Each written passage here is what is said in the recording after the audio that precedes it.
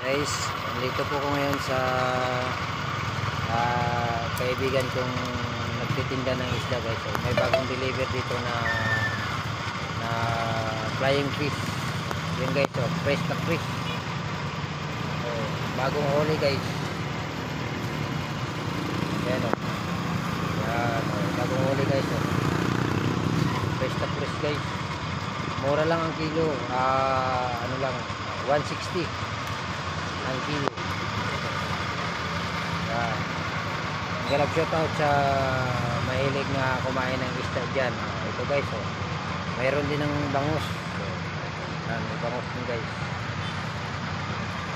Bagong dating ang flying fish o kaya buradol kasi ito tawagin dito guys sa amin.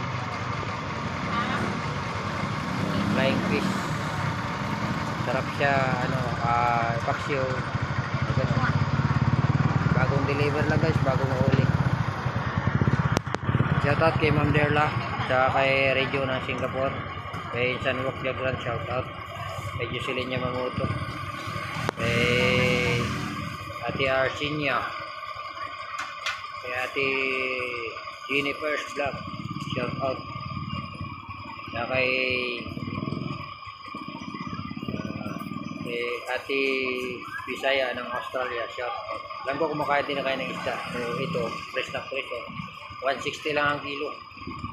Shoutout dyan kay Idol Boy Pasyaw, Ma'am Julgin, kay Ate Pangyaw Is, kay Ate Inday ng Hongko, shoutout. Kay Ate Liz, shoutout. Kay Ate PH, Topil TV, shoutout. So guys, fresh na fresh ng isda.